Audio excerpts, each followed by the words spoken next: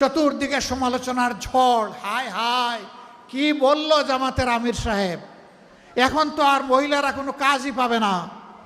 যারা বিভিন্ন কাজে নিয়োগ করবে তারা বলবে, বাবা আমার এই 5 ঘন্টা দিয়ে 8 ঘন্টার বেতন দিয়ে আমার তো পোষাবে না, আমার দরকার নাই মহিলা কর্মজীবী, মহিলা কর্মকর্তা আমার প্রয়োজন নেই। কারণ মালিক টাকা খাবে কেন?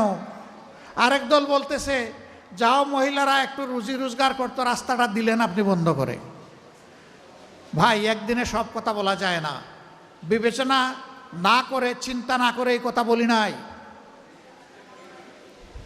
আপনি কি আরেকটা মিটিংয়ে একজন প্রশ্ন করছে ভার্জিনিয়ায়, যে আপনি বলেছেন মহিলাদের কর্মঘণ্টা কমিয়ে দেবেন, এটা কি বৈষম্য না? আমরা করব 8 ঘন্টা, তারা করবে 5 ঘন্টা। আমি বললাম অবশ্যই বৈষম্য। আসেন দেখি আর কোনো বৈষম্য আছে কিনা। পুরুষরা বাম দিকে বসেছে, মহিলারা ডান দিকে।